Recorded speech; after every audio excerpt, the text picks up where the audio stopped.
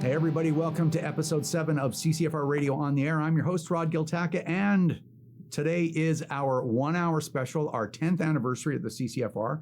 And if you remember from the previous episode, we're going to have a special guest in studio, the one and only Tracey Wilson of the CCFR. Wilson! It's even nicer in person.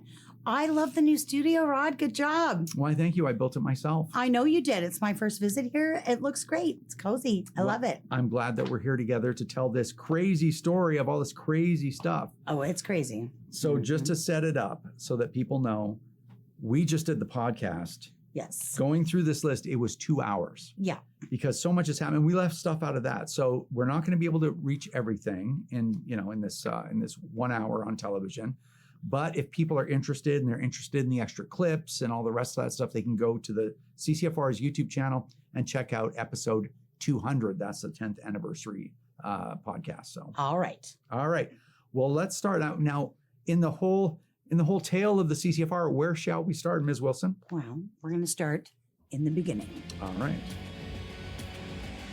CCFR Radio on the Air is brought to you by Wild TV Plus, the best hunting, fishing, and outdoor content available anywhere, anytime, on any device.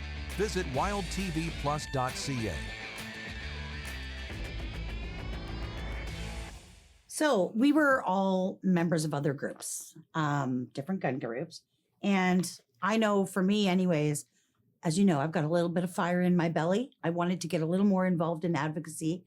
And no matter what avenue I tried to take with the other groups, the door was shut in my face. And I just said, okay, I guess I have to accept that. I think you had sort of a similar experience being shut down.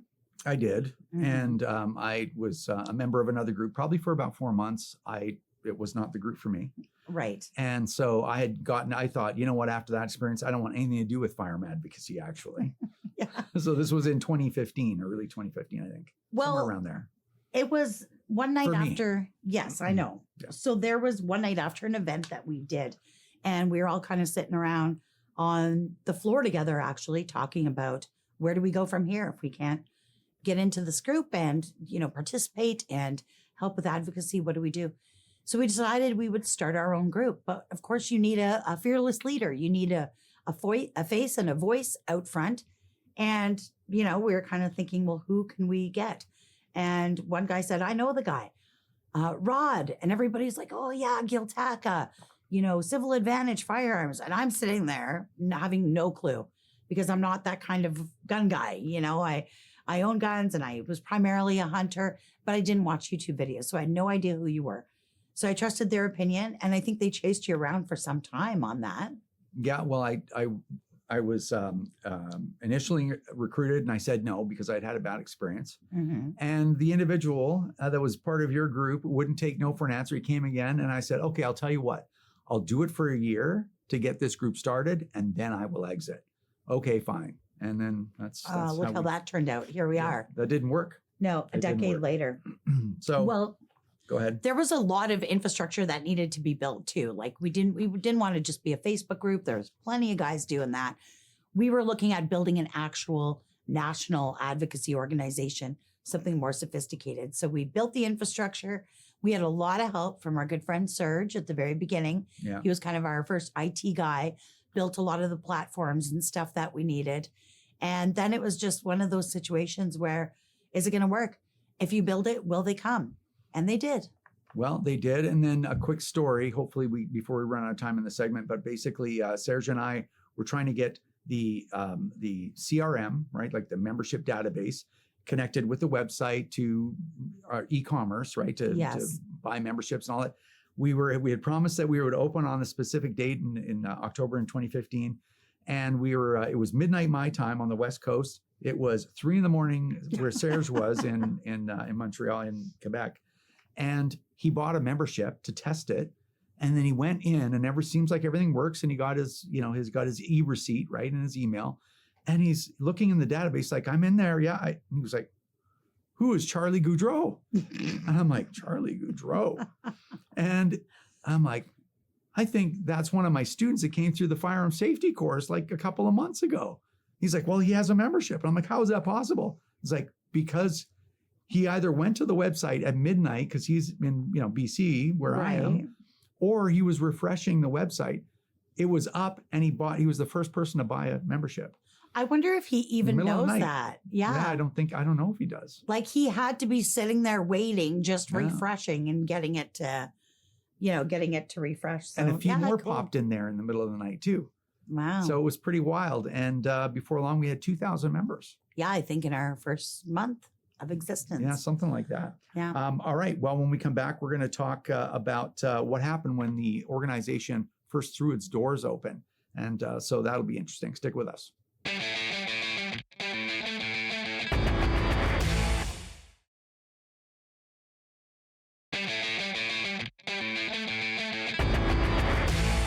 All right, we're back. Now, once we threw the doors open, we actually had a few members, we had some income, and we wanted to start doing projects that no group had ever done, projects that the community had been asking for so long. Now, we have a bit of a list, so let's just go back and forth because we don't have a lot of time to elaborate. Right. So you're exactly right. This was the whole purpose of the Fire in the Belly, is we wanted to get some projects done. So the very first thing we did was we developed Gundebate.ca, which was basically a repository of information, videos, studies, resources for gun owners to help in their debate. And one of the big, again, projects that had never been even attempted by the gun lobby before was we did a live action commercial. I think we did 2 of them actually. We had a guy film them. We filmed them on an actual city street. We had actors. We had rented costumes. We had rented a police car from like a movie warehouse kind of thing. And we actually filmed actual commercials, and we had sponsored them across YouTube. So we showed commercials. It was really a big breakthrough for our organization. And then we made the explainers, and these were an educational resource where we would take, a controversial or difficult or complex topic from the firearms, debate and break it down in these little 2-minute videos, which was Rod's talking head and then some animation going on. And those were really cool. They were. Now, back in those days, they were really expensive to produce. I think we spent $55,000 on 12 of them, I think. It was 10 or 12 of them. And we also put in another $60,000 to have them circulating as ads on YouTube. So just that $120,000 project was unprecedented. And that was in the first 7 months of our existence. Yeah, that's a big deal. Yeah. Another expensive thing we did was official newswire press releases. Now, every gun group puts out a press release, which is basically just a web story or an email news blast. And those are great, but those don't actually land on the desks or inboxes of journalists. So the point of official newswire releases is it gets sent directly to them. So we did a variety of those. They're complex to do, they're difficult, and they're expensive. And that, of course, led to a variety of media interviews. You had some experience in public speaking. I did not. So you built me some cheat sheets that I used to do interviews, and away we went. We literally did hundreds of interviews over the years on this topic. One of the things we talked about really quick, I know I'm kind of inserting this right now, was we did CBC syndicated interviews. Yes. We didn't talk about that on the podcast. Yeah, you're right. Where they line you up to do 30 interviews. You're doing one every 15 minutes as the time zones come across. Yeah. Starting in the middle of the night for me and ending, in the late morning. Pretty wild. There were some great opportunities we got. Now, one of those interview opportunities we got was the Gun Goddess story. And of course, this was a Ottawa journalist who wanted to do an interview at the range. And I didn't realize that little interview would turn into 7 national front page stories across the country with a picture of me with my messy hair. I'll always regret that, about the 1022 mags. And it ran across 7 different platforms in Ottawa in the Sun series of newspapers. So that was cool. That was a big break for us actually back then. Mm-hmm. We ended up accumulating 200 volunteers, field officers during that first time. So we had a huge complement of help from gun owners across the country. And then that sort of culminated in our first annual general meeting where we had committed to include everybody who was a member of the CCFR so they could all be there even if they couldn't afford to travel. So we webcast it, and it was really expensive in those days. I think it was $4,400. Yeah, that's before Zoom. So yeah. That was pretty wild. That was. We also launched the women's program, and that involved a Gunny Girl calendar fundraiser, which still continues to this day, that helps fund range days across the country. We put thousands of women through it. We also had those, the other explainer videos, the whiteboard ones, and those were really popular and, of course, explored more of the gun debate complex issues. Yeah, and we were still an all volunteer organization during these days. We ended up getting that appearance in the Vice News documentary, which was a big deal for us. We, the first time that stuff happens to you, it's always kind of it's exciting. And then you were actually the first employee at the CCFR. Yeah, I was the very first person to ever take a paycheck here. And we actually had no choice because you can't work 2 full-time jobs at the same time. But I registered as a federal lobbyist. And of course, back in those days, we had a relationship with public safety and regular meetings with them. It was a very different time. Yeah. And then one of the things that we did also around that time was launch the CCFR radio podcast. It wasn't video, it was audio only. Yeah. Which was still a big step for us. And that podcast has become one of the most popular ones in the country. So pretty wild. All right. Time flies when you're having fun. We're out of time, but when we come back, we've got kind of where we evolved to as an organization.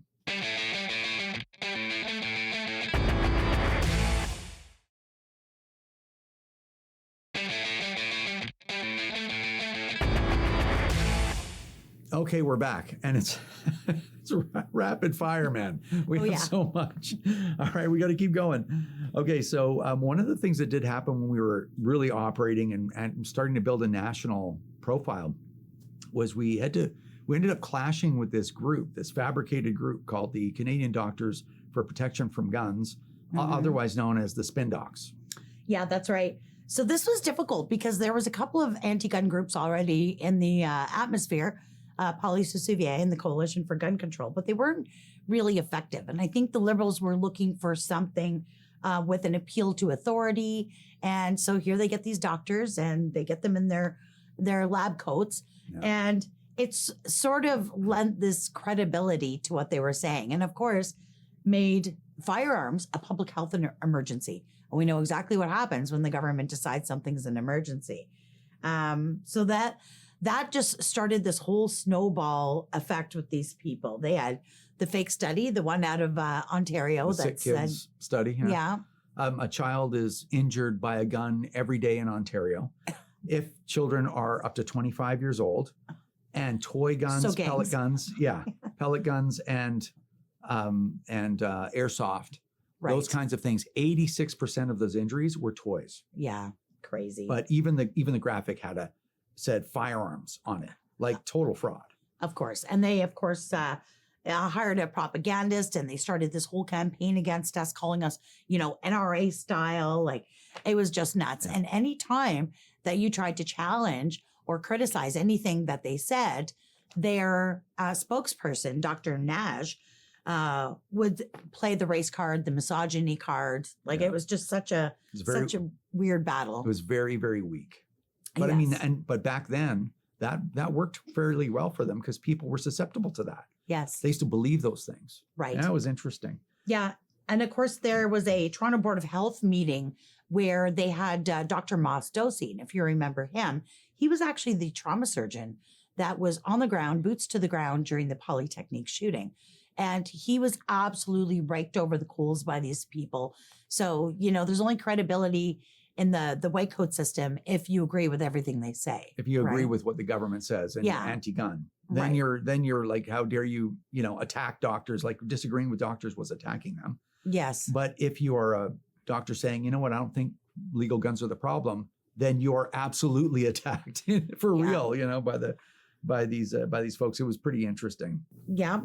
And then one of the big breakthroughs that we had was we created the first network television show for target shooting, for sport shooting in Canadian history, called the CCFR's Canada Downrange. Yeah, that was a great show. I actually missed that a lot. Now, it eventually got off the air because, of course, we'll talk about that later, but they banned everything. Yeah. Now, everything that people used. Yes. Now, the government had been acting with a majority government. We went into the 2019 election where they were, of course, reduced to a minority. but we had to get involved. So we registered as third-party political advertisers, and we started the Integrity Tour, which was the craziest idea. We took a 34-foot RV, we wrapped it with these wild graphics. It was basically a PR stunt, but we drove it across the country. We raised awareness. We embarrassed liberals. We infuriated Bill Blair. And it was just a wild ride. Yeah, we got the infamous Bill Blair interview, Yes. which was a shock. You know, we had tried to get conversations on camera with other liberal candidates. Nobody would do anything. They would call the cops or call the, get us kicked off their property, because we would park that bus in front of their campaign office. Oh yeah, right in front of the door. And then cruise in there and be filming it.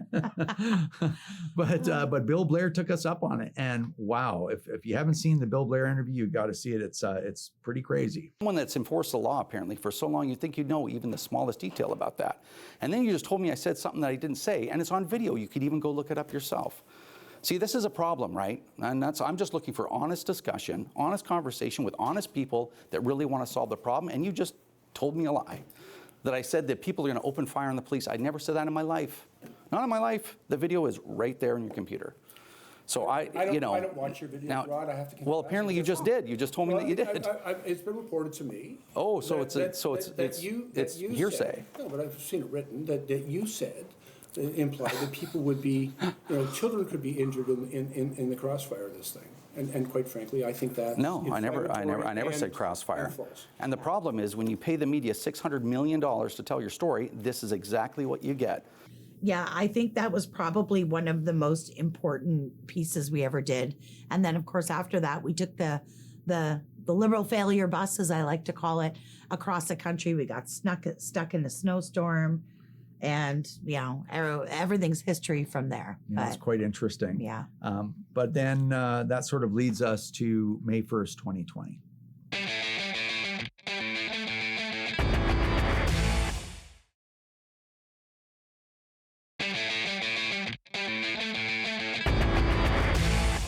All right, so the May 1st gun ban, it was huge. It was a shock.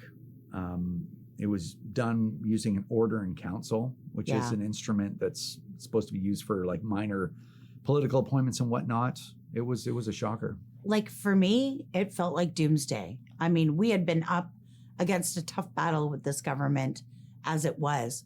They definitely didn't have the mandate to do what they did, which is why I believe they were a minority. Yeah. This is why I believe they used an OIC. This totally circumvented the entire parliamentary process, which is a cornerstone of our democracy. It's the way the system is designed. If you want to do something like this, okay, you got to put it to the test. You got to debate it in the House of Commons. You got to debate it in the Senate. It goes through multiple votes. People can testify as expert witnesses against it. There's an entire process wrapped around making a law or a change of this magnitude. And they circumvented the entire thing and basically used what would be considered an executive order in the States. And that's difficult because how do you fight that? Other legislation and things, we had opportunity to fight it in different ways, or at least reduce it. So this was tough. We had no choice. Where else are you going to fight but in the courts? Well, and it was an inappropriate use of an order in council, and we got a legal opinion, and you got to pay for those. Yep. And there was a good chance that we could win this case, that it was an inappropriate use of this legal instrument, and thus the ban would have been as if it never happened. Right. So we wanted to make sure that if we were going to do this, that we did it right. Mm-hmm. We put the proper resources into it, because we didn't want to kind of take a half-minded approach to the whole thing, and then later at the end go, maybe we would have won had we done this or that. Right. So we hired a full team of constitutional lawyers to represent us. We filed 3 injunctions to try to get gun owners back the use of their firearms while this was all making its way through the courts. We cross-examined all of their witnesses. We fought every intervener. And won. We kept Wendy out of there. We did win against the Coalition for Gun Control on that. But at the end, the court said, no, the government is free to use orders in council to do whatever they want to, whoever they want, whenever they want. Our team still believes that was a wrong verdict. We still didn't go away. We went to the Federal Court of Appeal. We lost there too, and we're still not going away. We still have an application to the Supreme Court of Canada But we, at least when we get to the end of this, we will have an answer to the question, even if we lose. We won't sit and figure, oh, well, maybe we lost because we didn't do it right. We did everything right. So anyway, we're going to keep on fighting until we get that answer. And I think this is important to all Canadians, not just gun owners, because it's going to answer that question about, can the government step into your life, even though you've done nothing to deserve it, nothing to warrant it, and take things from you. And, you know, so far it's been a struggle for them to get that done. But the court seems to be of the opinion that, yeah, they can do it. Well, it's funny because we talked about this on the show here before. Apparently, the federal court has determined that you have a charter right to have bike lanes. And that's a real thing. That's not even a joke, right? It sounds like a joke. And plastic straws and plastic bags. So it's very interesting what they're doing, but we'll see what the Supreme Court has to say. But I think one of the things I did want to make sure that we drove home when we talked about our court case about doing it right is you have groups, whether they're gun groups or other groups, that do court cases, and they do them specifically for fundraising. Yes. And what that looks like is they file an application, like file this, this claim, and then they do nothing for 4 years, because every time you do an injunction or cross-examine someone or fight an intervener or whatever, it costs a lot of money. Like our first injunction, I think, was like $150,000. Yeah. But somebody's got to do it, or you get no injunction applications, right? Right. So anyway, I think it's just important that you do things like this, right? And we did. So we put those resources in there, but I'll tell you, we couldn't have done it without the community, because we don't print money at the CCFR. We don't get government grants. It was all of our members and donators that actually made that possible for us to fight it at that level. Yeah. And that is important, because you are investing in the fight itself. And that's, what else can we do? Yeah, absolutely. So anyway, when we come back, we're going to talk about some of the other stuff that we did other than the lawsuit. And there's a lot. So make sure you stick with us.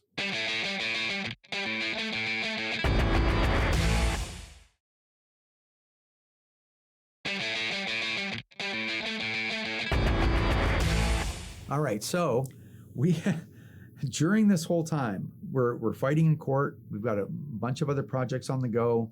We're moving towards another election is on the horizon, kind of thing.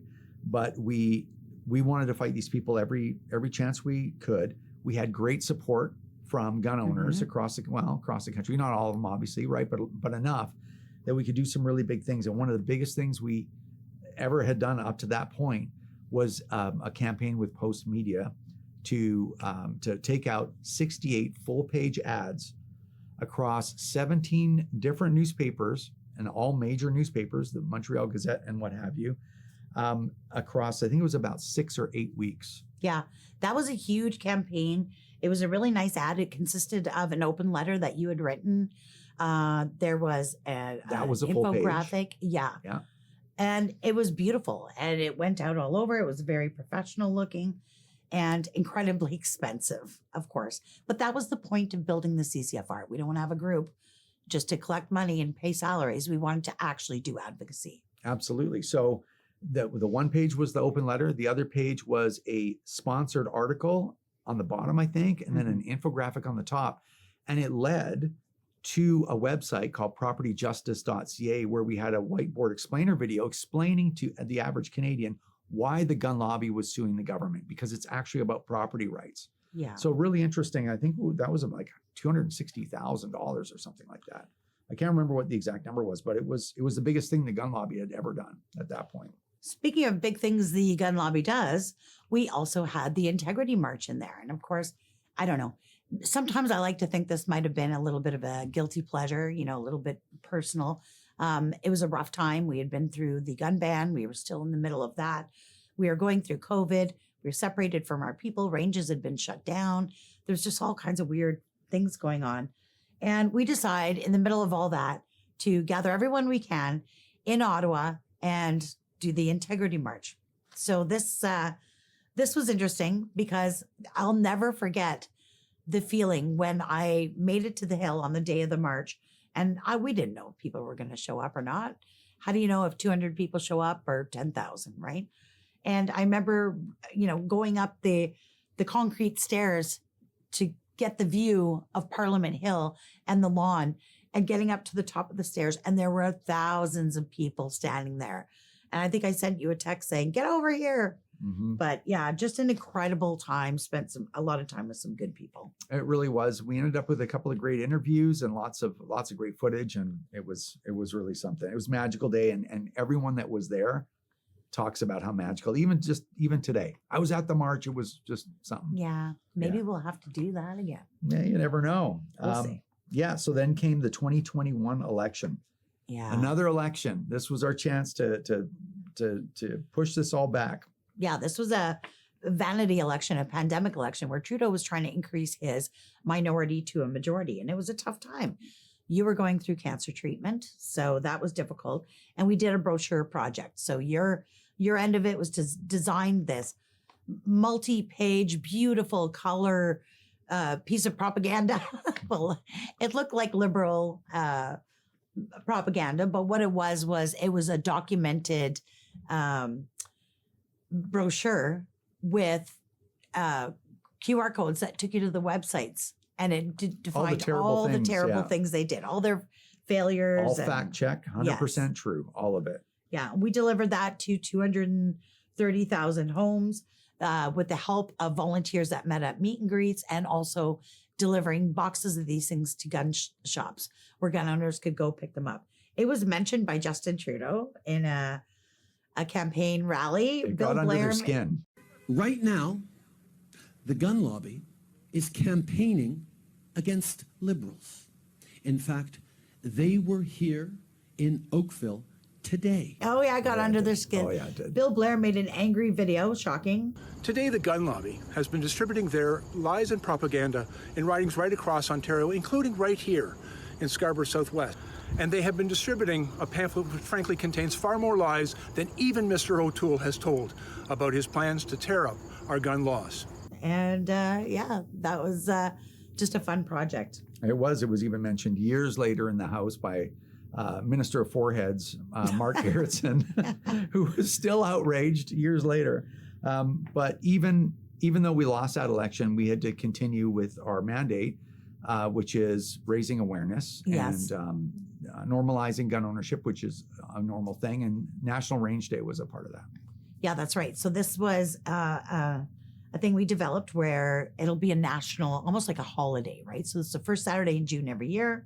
And this was without the help of other groups, we were able to promote this, where ranges across the country would open their doors up to average people to go in, give the shooting sports a try, and maybe change their mind about their opinions about gun ownership. Yep. The first year we had 100 events. Yes. And because the most effective way to get people to change their mind about gun ownership is to take them shooting. You're right. So it was pretty cool. But anyway, all right, we're out of time for this segment. When we come back, we're going to talk about more stuff that we did in response to that election. So stick with us.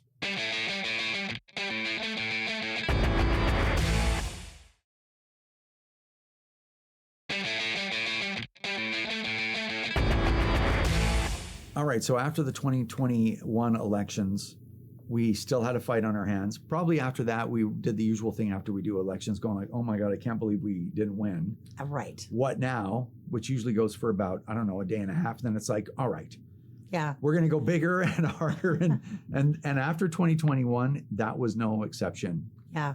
I'm usually running around lighting my hair on fire, and you're like making a plan. So this is exactly what happened. So we just put the metal pedal to the floor and hit it. So GunBan Canada Exposed was a massive project. And I think you're really proud of that. There's 7 episodes. Yeah. That was, of all the stuff that we've done, this is sort of one of the, I just think it was some of the best work that I've ever done, because I did the scripts, fact-checked everything, directly refuted arguments by the docs, by the government, it was just, it's really neat. You can still find it on our YouTube channel, GunBan Canada Exposed. It was here on Wild TV, 7-part limited series. It was great. And we did a number of different documentaries as well. And we launched this show, CCFR Radio on the Air. Yeah, that's right. We also helped with True North's documentary, Assaulted, by Andrew Lawton, who's now a member of Parliament. Mm-hmm. Aaron Gunn, also a brand new member of Parliament, did a documentary for his series, Politics Explained, and we helped fund that as well. Then there was Broken Trust. You'll remember that one. Mm-hmm. And just, interesting. I just want to say one thing about this show. The gun lobby in Canada has had a bi-weekly show now in its 5th season to pull gun owners together, to keep them informed, to do call to action, to, we've done, rally people for elections. Yeah. The gun lobby having a television show in its 5th season, like never even attempted before. It's kind of neat. We've really done some innovative stuff. Well, a lot of the viewers of this show will recognize this next name. We worked with Jim Shockey, who's always been a really good friend to gun owners and especially to the CCFR. He made a series of videos about some of his really expensive hunting rifles that were caught up in the ban. Yeah. And we did yet another project, $150,000 project doing radio ads on TSN Radio and CFRA in Ottawa. Yeah. And because again, people are like, what we need is radio ads. And it's like, we can do it. We're the gun lobby. Yeah, So done. We did it.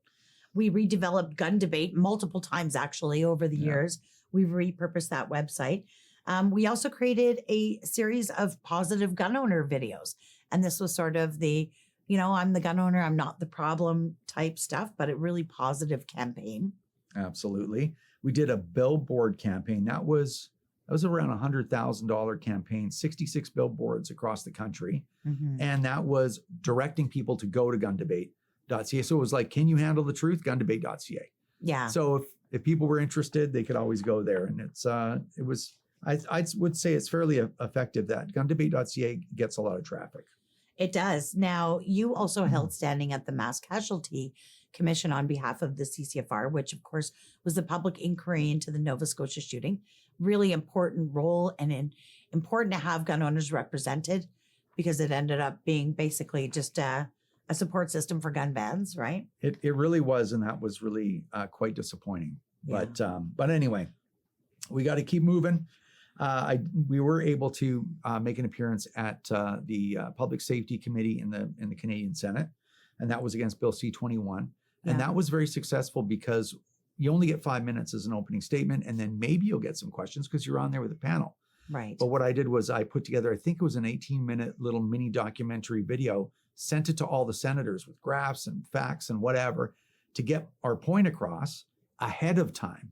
Right. And then we had our people all send that video to the senators and they watched it. And we ended up getting a lot more of their attention and changing the conversation there in the Senate. Yeah, that was really valuable. Mm-hmm. We also did quite a few parliamentary press conferences right in the House of Commons, which is really important. And that gets you on the parliamentary channel and you get a nice video. And of course, you get built-in media from the parliamentary press conference. Yeah, pretty awesome. And then, of course, just recently we did the Scrap C-21 project. Yeah. Trying to get rid of Bill C-21. And that was a letter writing campaign. There was online tools for that kind of stuff. There was a poster campaign where we sent full color posters to 300 ranges and gun stores. Yeah. All of the CCFR's cost. We had a content download site so you could download explainer videos that we had made against C-21 and commercials and all kinds of stuff, memes and placards, what have you. And there was a specific outreach to the mainstream media. We did a lot of interviews for Bill C-21, and we ended up getting the amendments withdrawn. Yeah, that's right. After all of that work, I think it was 6 or 8 days later, they withdrew the amendments G4 and G46, which would have been a much worse ban. Yeah, so a small victory, but you put in enough work and good things happen. Anyway, when we come back, we got a lot more to talk about, so stick with us.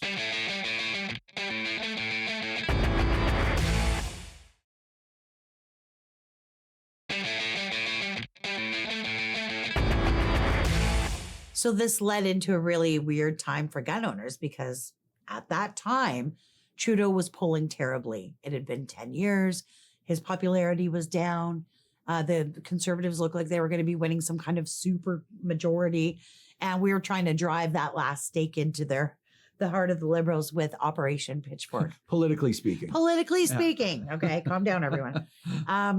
And just when we were getting that off the ground, the worst thing possible could happen. Even though everyone celebrated Trudeau's exit, what happened was he resigned, he prorogued Parliament, and they went to a leadership race. And eventually, we knew we were headed to another election, and they would have a fresh new prime minister. It was just an awful time. But we were able to get some work done before the writ dropped because we knew they were definitely going to an election. So we did a poster project, Pre-Writ. So out of the reported time. So it was kind of unregulated activity. We could spend as much as we want and not have to report it. And we sent, I think, to 1,300 addresses. We sent an unsolicited poster pack. And this went to clubs, ranges, and stores all across the country, detailing the stuff that the Liberals have done to them and setting them up to get involved in the election. Like all of them. Yes. Like every club, every gun store, 1,300 addresses. That project was part of rolled in out of another project because things were moving really fast in politics. And that was about $56,000 that we didn't have to report as election advertising. Yeah. So we went on to do a bunch of other stuff. Once the writ dropped and we registered as a third-party political advertiser, we did a massive Get Out the Vote campaign, encouraging firearms owners and hunters to get out, get their vote out, bring their family, their friends, their colleagues, maybe 4 people. And that aired, I think, all day long on both outdoor networks and every show. Like, it was a massive campaign. There was an ad in every single show, 24 hours a day for 3.5 weeks straight on both networks. So crazy. It was unprecedented yet again. Then we had political ads on social media, both LinkedIn and Twitter. I mean, everyone else won't let you advertise there, but we had kind of attack ads on there.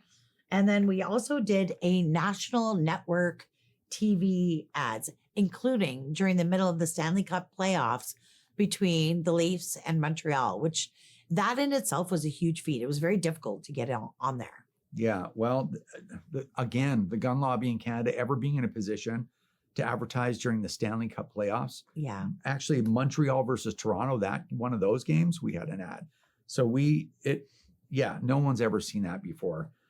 So we spent a lot of money. In total, we spent about $421,000. We had to report $365,000 of it. But if you add those together, those two together, we were the 7th largest. I think I've said this on the show before, but it was unprecedented for the gun lobby. So 7th largest third-party advertiser in the country, certainly the largest level of participation in a Canadian election by the gun lobby in the history of the country. We're the only ones that showed up to this election. Well, and we're going to do it bigger and better next time too, because we're already preparing. That's right. FYI. Oh, I know. Now, unfortunately, we didn't get the result we wanted. And I know a lot of people were disappointed by that because, like I said at the beginning of this segment, we were polling to win a supermajority. And I know a lot of people get depressed about that. But if you think about it, the Conservatives were polling at 43% at that time when Trudeau had to step down because he was getting totally skunked. In the end, they still came out of the election with 41.5%. So they only lost 1.5%. There was no big lead that was blown.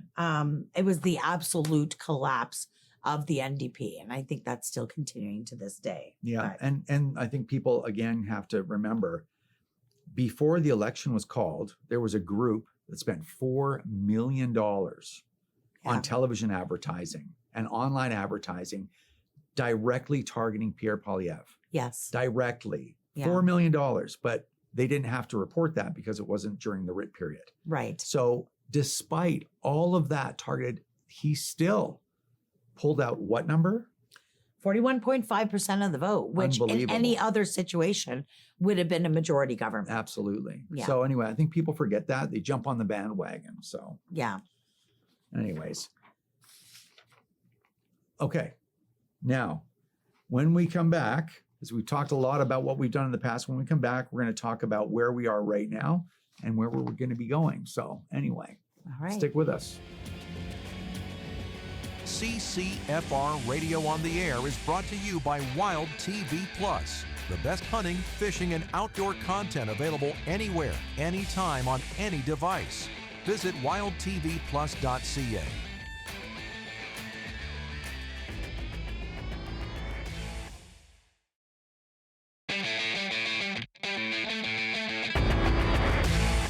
Okay, so we've talked a lot about everything that we've done to get to this point, and let's just kind of throw a couple of things like where are we at right now and maybe even the past month or month and a half. Yeah, so we've had to rapid fire a lot of this stuff because we've done a lot and we can't fit it all in here. But here's where we're at right now. We've had the election. We have a new, old, recycled government. So same crew, but headed up by Carney. Natalie Provost, who was part of the anti-gun lobby group, has won a seat in the House of Commons. So that Probably still complicates is, things. Yeah. We did have that leaked audio of our friend Gary Nandasangri Telling the truth. telling the truth that this gun grab is a When mess. he thought nobody was listening. Yeah, when he thought no one was listening. Big thanks to our friend Sean. He's a brave soldier for doing that. Yeah.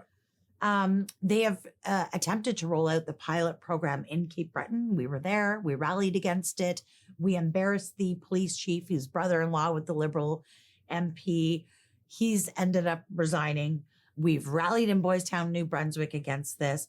PEI and Winnipeg are next on the hit list. We've been working with provinces who have been putting forward legislative roadblocks and different things to make it difficult for the Liberals to do this gun ban. Carney's really struggling to get it done. He doesn't have any buy-in from law enforcement. It's been rejected everywhere. And now is the time to apply more pressure for failure. Yeah, absolutely. So we've talked about all these things that we've done in the past. Obviously giving up isn't an option. So we've got another national campaign that we're working on now. It could be the biggest ever. Yeah. We'll see. It's actually crazy. I didn't really like it at first when you told me about it. And now I think we got to get going. You never said that before. Yes. Now you're telling me this now while we're recording this? Yeah. Okay. Well, anyway. I wasn't sure about it. You like it now, though? Yeah. Oh, I love it. All right. So we're going to try to get that done. It's really important that we keep the pressure on, because it really feels like there's some cracks at least in the buyback. Yeah. If we can stop the buyback, that stops the guns from getting taken by the government. Probably they're not going to pay us for them anyway. Yeah. But if we just got to delay. We've lost 4 elections. I know. So if we just got to keep going until we win one. And when we win one, then we start pushing the needle the other way. And, as I said, I think in another episode, if there was a supreme being, and the supreme being knew the whole time it was going to take 13 years to win this fight, to get it pushing, or at least start pushing back the other way. And then we don't know that. And then we push really hard for 10 years. And then we're like, I got nothing left. They'd be like, the supreme being be like, wow, you're almost there. Yeah. You were right there and you gave up at the end. So we just can't. So we do have more projects coming out. I think it's also important, just almost as a housekeeping item, there's so much stuff that we left out of this episode. Yeah. But a lot of it ended up in the podcast. So of course, if you go to YouTube, search for CCFR channel, you'll find the CCFR YouTube channel, and you can see I think it's 2 hours. Yeah. Episode 200. And you know what? It took us 1 hour and 45 minutes just to record that. And we still left things out. Oh yeah, we did. Yeah. It's been a really wild ride, but we certainly couldn't have done it without the people that are supporting the CCFR and our volunteers and our CCFR insiders. Yeah. Why don't we just mention that? It's probably responsible for us to, get people on board too. Yeah. For people who donate $20 a month or more, when they sign up for that, they get put into our insiders group. And every month we have a private meeting with them, and we give them insider information, and we draw for prizes, and it's actually kind of fun. And it's an opportunity for them to ask us questions. And to give us their ideas and Yeah. all kinds of stuff like But that. I also wanted to say, I do want to appreciate all our volunteers. We get a lot of thank yous, but honestly, every time we do, I accept it on their behalf, because they are, it sounds corny, but they are the heart of the organization. And then people who donate and buy memberships, it's meaningful when you're out there working your butt off, working full time or even more hours than that. And the government's coming along, taking their share of your paycheck. And then out of what's left, what you have left to enjoy your life and feed your family, you're taking a portion of that, buying a membership or donating. It's very meaningful. But we couldn't do any of the big stuff we do without that. So, well, and over this last hour, we talked about all the actual work, because at the end of the day, it's about actual work. yes. You should be able to sit here and say, this is what we actually did, not like stand up and we're leading the charge or whatever, empty, rhetoric, right? Yeah. Well, So- I'd stack our record up against anybody's any day. Anyway, at the end of the day, we need to continue the fight, because I'm certainly not ready to give up. I don't think the CCFR is, and we can't just hand it to them. I mean, do you think we should just hand it to them? No,